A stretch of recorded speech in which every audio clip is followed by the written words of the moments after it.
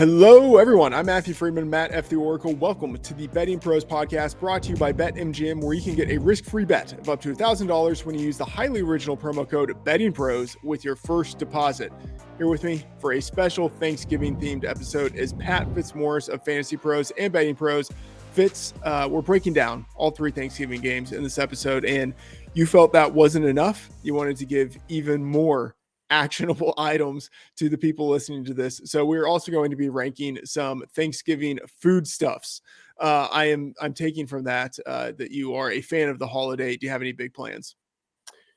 Yeah, just going up to my mom and stepdad's with the family. You know, they're going to have a nice gathering, some other family members and friends. It's going to be maybe about 16 people or so and one dog. And yeah, man, like, I don't want to overstate this, Freedman. I don't want to oversell this podcast, but if you listen to one Thanksgiving Day football, gambling, and food podcast, I think this is the one you should listen to. Okay. Wow, that really is selling this at a premium. Fitz, why is it that you think this is going to be the one that people should listen to? Well, first of all, I mean, I'm going to be very exuberant in having this discussion about food because I've been dieting throughout November, and I'm going on a one-day hiatus. Like, okay. I was, you know how it goes, Freedman. We're chained to our computers throughout football season, right? Yeah. Like, if I didn't have a dog, I wouldn't get any exercise at all during the NFL season. And so, you know, I was feeling pretty fat at the end of October. And like, I figured if I rolled into December fat and holiday eating, like that was not going to go well. So I needed to take off a few pounds going into December. So now I can just be an acceptable level of fat after the holidays and not morbidly obese. That's great. Okay. So Fitz, as you know, the people listening are already just like, get to the shows, like get to the game. Okay. I'm going to save the food talk, although that really is the part of the show that I'm excited about. We're going to talk about the games here. The first game, I gotta say, I love Thanksgiving as a holiday because you've got food, you've got football. In theory, maybe you have some family and friends. They're just that's an added bonus. And again, in theory, an added bonus. But lots of football, lots of food. It's for me the best holiday of the year. And kicking it off, we've got the Bills at the Detroit Lions. I've always felt for that first game that is like, can we just always get a better team in here than the Lions? But the Lions have been, like, at worst, interesting since Dan Campbell took over as head coach. And then we're going to get to see the Bills in intriguing circumstances, having just played at Ford Field as the quote unquote home team because of Snowmageddon in Buffalo this past weekend. But we have the Buffalo Bills at the Detroit Lions. This line is anywhere from 9.5 to 10, 9.5 at BetMGM, 10 at DraftKings. And the over-under is 54.5 across the market. Oh man, that line has moved up. It was 52, I believe, when it opened. I think it was 51 in the look ahead market. Fitz, do you have any opinions on this game here? Yeah, I do. So that's a lot of points. And granted, Buffalo has given up 25.3 a game in their last three. And we know that Detroit is, you know, their defense is a sieve. They're going to get consistently torched, but I just feel like this is too many points. I don't know if Detroit can hold up their end of the bargain against this Bills defense, which is getting healthier. They're not missing so many starters now. It's possible they could be close to full strength for this one. And I don't know. I mean, the Lions defense did a terrific job of stuffing Saquon Barkley in week 11, but they didn't really have to worry about Daniel Jones torching them through the air. I don't think they're going to be that effective on defense against this, you know, multi-dimensional Bills offense. So I really like the Bills here. I don't think 10 points is enough, and it's actually juiced towards the line at 10 points on DraftKings. So yeah, I'll take this one at minus 105 for the Bills because I kind of think the Bills are going to smoke them. No Jeffrey Okudah either for the Lions. Like the one guy in that secondary who can cornerback, and I know who can cover people. And I know you have said you think the Okudah effect is somewhat overstated, Freedman, but like not having a Kuda there, Right. trying to cover Steph Diggs and Gabriel Davis is like not a good situation to be in. So I see the Bills moving up and down the field pretty easily in this game. Yeah. So, man, I mean, I have lots of reasons to hate myself. Primary at this point of the year is that I'm, not eating any desserts, and I didn't really think it through. I should have anticipated and had the carve out for but Thanksgiving is the one day a year I get to eat the delicious pies that we're going to talk about later. But okay, so I hate myself because I bet Detroit +10 early on in the look ahead, and I bet the under 52 in the look ahead market. I should have anticipated, even though this has been a year of unders, I should have anticipated that this was going to move up. Island game, it's not prime time, but it's the only game going on at that time. The first game of Thanksgiving, you've got the Bills, you've got the Lions, who do have an explosive offense and a really bad defense. I should have anticipated that this number would move up, and I shouldn't have bet it when I did. By the way, when I bet it 52, I logged it in the BettingPros app where you can sync up with sportsbooks. You can get free betting advice and picks. You can track different experts, line movement, your own bets, and you can, of course, get sports betting alerts, and we monitor all the major sports books so you can see which book is offering the best line on a bet at any given moment. So download the app today in the Apple or Google Play Store. Nailed it. Just seamlessly integrated that into the analysis. So I'm upset with myself for betting this early. And I got to say, initially, I was on Detroit at +10. If I hadn't bet it earlier, I would probably be viewing this as a stay away. And I'm still showing some slight value on Detroit, but that isn't really taking into account what I would say is now the likelihood of, as you mentioned, some of these defenders coming back for the Bills. Kyer Elam got in a full practice on Tuesday, so it looks like he's going to return to action. Of course, also Jordan Poyer, full practice. He looks healthy. I'm not sure about Tremaine Edmonds or Greg Rousseau, and those are two important defenders, but I don't know. I view this at this point pretty much where it probably should be. 9.5, 10, I think is fair. I'm with you. I am taking the under in this game. I just, again, I wish I wouldn't have been so, I don't know, so on the ball, so desirous to jump on this. I should have known it would go up. So anyway, I think we're on the same spot here of both being on the under. You do like Buffalo in this spot, though. I do.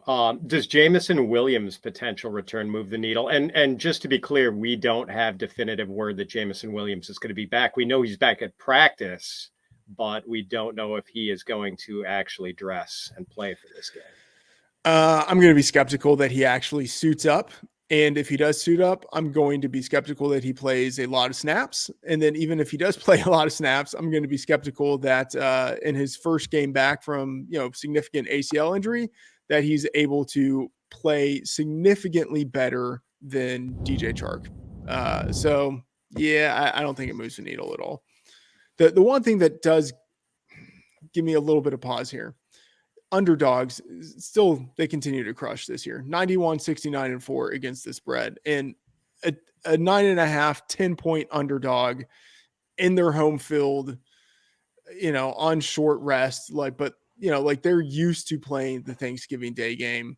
You have Buffalo with the travel issues of they were going to be at home, then they traveled to Detroit, then they traveled back home for some reason, and then now they're traveling back to Detroit. I don't know. I feel like this number is probably right, but if I had to bet aside, man, I don't know. I'd probably still want to do Detroit, and then I would hate myself for it. Speaking of hating myself, I'm a Cowboys fan. People know this. And so Thanksgiving, this is it's my day. The Cowboys, national television, everyone has to watch them. They often win. And man, 9.5 is the number that I'm seeing here for the Cowboys. Let me make sure I'm seeing this right. It's actually 9 at BetMGM, the outlier in the market here. So if you like the Cowboys, that's the place to do it. And remember, at BetMGM, you can get that risk-free bet of up to $1,000 with the promo code BettingPros with your first deposit. 9.5, 44.5 is the number for the total here. Actually 45.5 now. It's moved up. Fitz, Do you have any opinions on this game here? Yeah, normally, Freedman, I would like the team coming off the embarrassing loss going up against the team that won in a cakewalk and is feeling fat and happy and pleased with themselves. But on Sunday, the Giants lost cornerbacks Adoree Jackson and Fabian Moreau. They've got all sorts of injury issues on the offensive line, like Evan Neal, their stud rookie, is dealing with an injury. Offensive right tackle Tyre Phillips has some sort of neck issue. Center John Feliciano has some sort of neck issue. And they lost Wan'Dale Robinson, who tore his ACL. Yeah. So they've got a lot of issues up front on offense. And this was like, we saw the problems they had trying to get that running game going against the lowly Detroit Lions, who had been one of the worst run defenses in the NFL. And, they looked like the 2000 Ravens against the Giants last Sunday. Like the Giants just couldn't get anything going. And then we saw Daniel Jones kind of revert to like old Daniel Jones, the turnover factory. So, if they're made to be one-dimensional, because with this makeshift offensive line, they can't get the running game going, that does not set up well for them, because Daniel Jones, he's short on weapons to begin with. Some of his worst instincts kick in, and, he takes some chances with throws that he shouldn't. So, man, like, this Dallas defense, too, is so good. We saw them just in Kirk Cousins' lap all game on Sunday. Like, they were just in his grill nonstop. It's just a tough defense. Like, I can't see the Giants being able to do business against this defense with any sort of consistency. So, man, like, I feel bad taking favorites with all these big lines. Those aren't the bets I really like making, but I'm taking another big favorite here, Freedman. I like Dallas, and I don't think this goes over. I think it stays under, because I don't think the Giants can score enough points to push this game over. I'm with you on the under.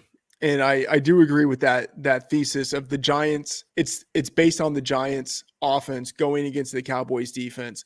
I don't think they're going to be able to do enough to drive this game to the over. And then on the flip side, with the Cowboys, assuming they get out to a decent lead, I think they're going to run the ball. I think it will be, Tony Pollard, Ezekiel Elliott, a very ground-based attack where they just control the game, grind out the clock. And so, I could see how the under hits, and I am showing value on the under. The thing is, when there's value on the under, there's also normally value on the underdog. And, based on my number, I have this at 8, and I hate myself for it. And I don't like that number at 8.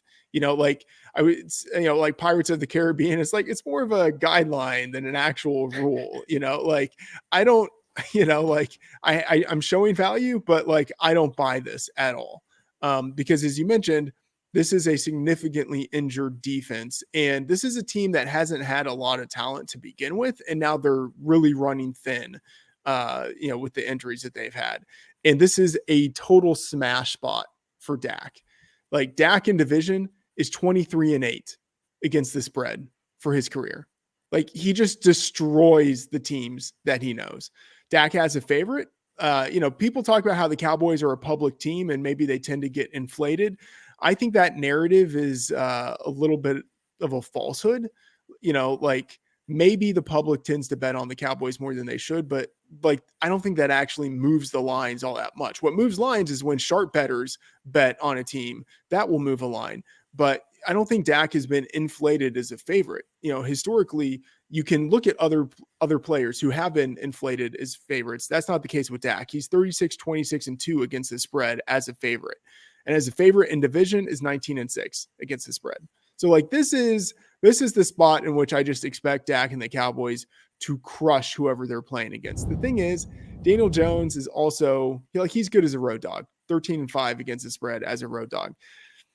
If I had to, honestly, like, I'm probably not going to bet. I'm not going to bet the side.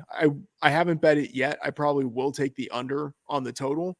I'm going to wait just a little bit more to see if it moves up, because I could see it continuing to be bet up just with people wanting to have some Thanksgiving Day action. But I think the under is going to be the bet that I make for this game. If I had to take a side, man, it would probably be, I hate going against my number. So I don't know. I wouldn't. I guess I'm just not going to bet a side. But if I had to bet a side, I think it'd have to be the Cowboys here because I just do not feel good about the Giants. I mean, if you want to get it at 10, if you wait, this game will go to 10. I would be willing Yes. to guarantee Right. it. Yeah. The public team thing is going to matter when people log onto their computers on Thanksgiving morning and start hitting the Cowboys. Like this number's Yeah. going up. I'm totally convinced of it. Yeah, that's fair. I could see it getting to 10. And even then, I don't know if I want to, but if it gets to 10.5, I might take the Giants, but I don't want to ruin my Thanksgiving by watching the Giants cover. And I don't want to do that. All right. The final game here, the nightcap that we have for Thanksgiving, the New England Patriots at the Minnesota Vikings. I mean, who wants to watch this game? But it's the only game on. It's Thursday Night Football, and we're going to be watching it. 2.5, 3 is the line out there. 3 minus 105 with the Vikings favorite at BetMGM.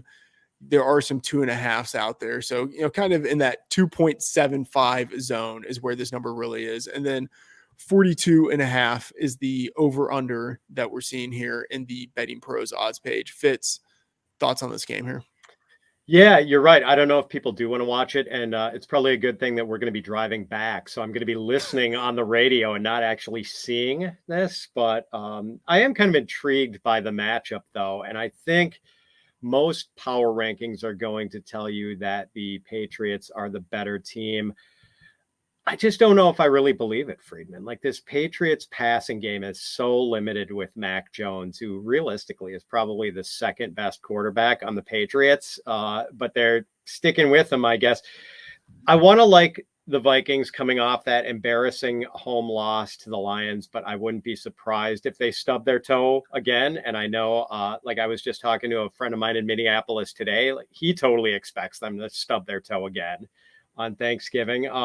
They had major problems with pass protection in that blowout loss to the Cowboys, and Dallas is number 1 in the league in pressure rate. And who's number 2? The New England Patriots. Yeah. And now they come to town to pressure this Vikings offensive line that's probably going to be without Christian Darrisaw, again, a key component. And like, I also kind of wonder about Justin Jefferson's health. Like, he's got this mild foot sprain and, no problem, full practice. He's going to play. But, like, is he the same guy with this foot sprain? Like, he kind of got held in check. And I know that was because Kirk Cousins didn't really have time to throw. But I'm a little worried that maybe he's not wearing the Superman S on the front of his chest with this injury. So, man, but the other side, Freedman, big injuries for the Patriots on their offensive line. Like, David Andrews, their center and their team captain, like, he's out for the season, maybe. He's got some sort of leg injury that they think could be season ending. I don't know if they have officially declared him out for the rest of the year, but he's definitely not going to play in this game. And they also lost Isaiah Wynn, their left tackle, to a foot injury in the last game. Not sure about his status. I believe he's questionable. And we saw the Patriots struggle with the running game against the Jets this past week. So, like, the Jets' run defense is better than the Vikings' run defense, but without 2 starters on the offensive line, I don't know how well the Patriots are going to be able to control the line of scrimmage. I don't love this. I don't love either side in this. If I were forced to bet this, and I've already put a bet down without being forced, but I put a small bet down on the Vikings, Freedman, and I'm doing a clean sweep of the unders here. Like, I just don't think there's enough offense generated here with the Vikings going up against that really fierce pass rush for the Patriots, and pretty good run defense too. And like, I just don't believe in the Patriots passing game, even though the Vikings can sort of be had in the secondary. So, like, the under here and a small lean towards the Vikings. Yeah, I like the under as well. I am impressed by that Patriots defense, and it specifically, as you mentioned, their pass defense. They can. It's like the combination of coverage and pass rush, but they're number 1 in drop back EPA, drop back success rate, pass DVOA on defense. Like, they're legit. in their pass defense. And they don't have a lot outside of Justin Jefferson. They don't really have a lot of established weapons in terms of pass catchers for the Vikings. Hawkinson has been impressive in his few games there, but he's still new to the system.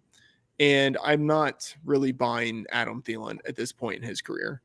And without Christian Darrisaw, as you mentioned, out with a concussion, that is a significant loss because he's not just the best offensive lineman that they have. He's one of the best offensive linemen in the league. So, I think we saw what Kirk Cousins last week looked like when he was under pressure. That was not good at all. We have Kirk Cousins now in primetime, which is, like a little more of a meme than I think it probably should be, but it's not nothing, so we've got that. And Bill Belichick, road underdog, 27-13-2 against the spread for his career. And Kevin O'Connell, I think he's been fine as a head coach. Like I think we saw the Vikings get very exposed this past week.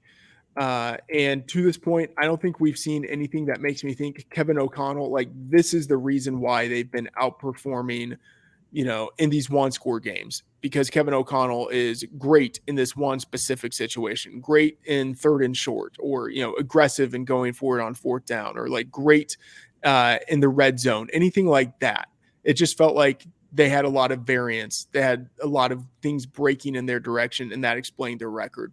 So Kevin O'Connell in the head coaching matchup against Bill Belichick, I think he loses. And part of it is that he's a rookie coach playing on short rest. And like, not even like from the player perspective, but from the coaching perspective, the game planning perspective, I trust Belichick, even if you think these guys have just 4 days to prepare. I trust Belichick on 4 days much more than I trust the rookie head coach on 4 days of planning. And I would say Belichick has been through this before. Like his staff is probably better prepared to look ahead and say, okay, in a couple of weeks, we're going to have 4 days. We need to start laying some foundation now for the game plan for that upcoming week. I would trust his staff to be able to plan further in advance than I would for the Vikings. So that also puts me a little more on the Patriots. I wish I had bet it when this number was 3, was like a clean 3. Now it's a juiced 3. So I'm probably going to be staying away from the side. If I have any action on this, it will probably be the under. But I do not like the Vikings in this spot. Yeah, I'm with you. Well, I'm not with you because I'm betting the Vikings, but man, now you make me feel bad by bringing up the Kirk Cousins prime time thing. Like I'm betting Kirk Cousins in prime time. Like what the hell am I doing? So anyone considering that should really think twice. And I wish you had warned me about that before I made that bet, Freedman. I mean, if only you could have looked at the schedule and seen that this was the evening game on Thanksgiving. All right, let's get into some food talk. Before that, we're giving away a free signed Josh Jacobs Raiders jersey from Pristine Auction. If you want a chance to win it, subscribe to the BettingPros YouTube channel right now. Comment below on the video, and we will announce a winner on the channel in a future episode. So turn on your notifications. Fitz, pies, obviously, I think the main thing for Thanksgiving, at least for me. Like, and I gotta say, Thanksgiving, like that is my holiday. Like I view food as like a sport. Like I love eating. Like I can eat pretty much nonstop, and sure, I will put on the weight, but for that one day, it is totally worth it. But as you are aware, this season I've, kind of gone on some sort of kick of like no desserts, at least 5 hours of sleep a night, which people are like, oh, that sounds ridiculous that it's so low of a baseline, but I need that baseline to make sure that there are some nights I get at least 5 instead of 3, exercising some each day, no alcohol. And I gotta say, like Thanksgiving, I really, in the future, when I do this, I think it's good, to have the sort of self-discipline, but in the future, when I do it, I need to say I'm carving out one day, for Thanksgiving and maybe one day for Christmas where I can eat desserts, because pies, like I live for pies. Pies are my favorite thing in the world. And, I'm not going to partake this year, which is sad. But if you talk to me about all the pies you are going to be eating, then maybe I can vicariously enjoy Pie Fest. Well, you already chased away all our listeners, Freedman, with your tale of your monk-like existence during Yeah. football season. So, but yeah, man, like I created this carve out for myself when I said I was going to be on a November-long diet. Of course, I'm not sticking to that on Thanksgiving. Like I live for this stuff, so I will be having sweets. Yeah, top pies. I mean, at our place, it's going to be apple and pumpkin. I think but if forced to say, I think I like sweet potato pie a little bit more than pumpkin pie. All right. Really, really close. I'm going to give an edge to sweet potato. I think it's just got a little bit more flavor. And another big holiday pie that's way up there. I'm not sure if you're a pecan pie guy, but my wife makes a really good one with some bourbon mixed in and enough that you can taste the bourbon. Yes. That's good stuff, man. And I was never a pecan pie guy until my wife started baking these pies, and that there totally you go. swung me over. So absolutely love that. So in the non-pie category, I really like the sweet potatoes with marshmallows on them, or some people do yams. Either one. I don't have a sophisticated palate. I can't really taste the difference. And then also, like, my mom would make a green bean casserole. I know like casseroles can kind of be like a bigger thing in the Midwest. So I don't know if like people casserole it up your Thanksgiving, but like my mom, I think like the one time a year she makes this casserole. So I just have this strong association of that casserole with Thanksgiving. I don't know if I really even like the casserole that much. It's just when I think of Thanksgiving, I think of that, and there's some comfort there. Oh yeah, there's definitely, it's not like a regional thing or anything. I think green bean casserole is sort of a staple for a lot of people. But let me ask you this, Freedman. I'll give you a quick hierarchy of sides for me. The metal stand is stuffing, and like at our place, my mom uses my late grandmother's recipe, which is like pull the turkey organs from the turkey, grind it up, throw that stuff in the stuffing. Like a cardiologist would be like waving his hands like, no, don't eat that. And I don't care if I'm losing like a week off my life every time I eat stuffing at Thanksgiving. Just when I'm on my deathbed, remind me of the flavor of that stuffing and I'll die with a smile on my face. I'm totally cool with it. Number two, got to get something healthy in there. So, Brussels sprouts, which is kind of like, it's like a carb disguised as a vegetable, which is great, especially if you throw some bacon bits in there, balsamic glaze, beautiful.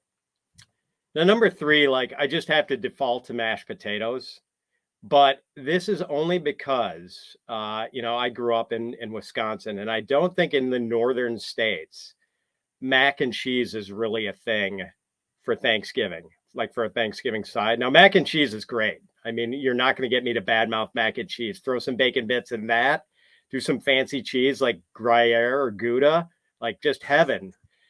Better than mashed potatoes, but I just don't know if I can count on that as a Thanksgiving side because it's never been a thing with my family or a lot of other families I know from that part of the country. Okay. Totally with you on the mac and cheese. Great call. But you're right. Some families, some regions, they just don't do it. But I think they should do it. Okay. The stuffing. Is there apples in the stuffing? No, not the one, not my family recipe. Okay. Obviously, I'm not going to disparage your grandmother. Stuffing. I don't think you can have a bad kind of stuffing. The stuffing that I tend to like more than others, like I never had apples in stuffing until maybe like a few years ago, and it's like, oh, this is like a nice little wrinkle. Love that. Love the Brussels sprouts. What I'm taking from this is you really like bacon and everything. Just if you could put bacon in, it's like bacon in your turkey. It's like, oh, what a great idea. Can't go wrong with bacon. Exactly. Throw it in the apple pie. I would eat it. So I could see that. All right. On the pies, pumpkin pie, sweet potato pie. I think that's got to be number one. I can't really taste much of a difference between sweet potato pie and pumpkin pie. I just don't have the palate sophistication, but anyone who prefers one over the other, I'm not going to argue with you on that. Cherry pie for me, that's like that's probably the number one every day of the year other than Thanksgiving. But a very strong number 2 for me. Anytime cherry pie is available, I'm having multiple slices of it. And then number 3, pecan pie. And do you say pecan or pecan? Pecan. Pecan. Maybe that's more northern southern thing. Pecan. Yeah. Absolutely bourbon. Like I'd say like bourbon, like that's the key recipe on the pecan pie, having bourbon in there. And yeah, absolutely love that. And then apple pie, can't go wrong with that. I know I'm throwing in apple pie as the fourth one. I'm going to say further down the list, but still in the top 10, peach pie. Totally love peach pie, but sometimes not really thought of as a Thanksgiving pie, but I think you can have peach pie any time of the year. Dead last, absolute dead last, mincemeat pie. Don't even bring that stuff anywhere near me. The idea of having meat in pie and serving that as a dessert is blasphemous. Have you ever had mincemeat pie? No, and I have no interest in trying it. It looks disgusting. Yeah, it sounds disgusting and it looks worse. What kind of meat is in a mincemeat pie? Like what is that? I believe it's beef. Ugh. But yeah. I mean, you know, I can't vouch for that, but I'm pretty sure it's beef. Maybe it's a little bit of dealer's choice. Okay. A worthy last place finisher. No question. Absolutely. Okay. All right. Fitz, I hope you have a great time stuffing your face on Thanksgiving and watching some football and pretending not to be annoyed by the people who are talking to you while football is being played. Tell people everything that you have going on for the rest of the week at Fantasy Pros and Betting Pros. Yeah, so it's going to be much the same schedule as usual, rankings, updates, a Twitter takeover on Sunday, but there is also going to be a special Twitter takeover on Thanksgiving morning from, I believe, 10 a.m. to 11 a.m. Eastern time, when I'm going to jump in and answer start-sit questions for people who, I'll take any start-sit questions, but some people got to make those tough calls on the Thanksgiving Day players, so I'll be happy to help with that. True man of the people you are, Fitz. All right, thanks for joining us. I'm Matthew Freedman, Matt F. the Oracle. Check out Betting Pros and Fantasy Pros for all my work. Best bets, player props, fantasy favorites, player projections and rankings, and more. The Best Bets episode, usually on Thursday, will come out on Friday this week. That's going to do it for this Week 12 Thanksgiving edition of the Betting Pros podcast. If you like the show, please rate and review on your favorite podcast app. Thanks for tuning in. Good luck, happy Thanksgiving, and see you next episode.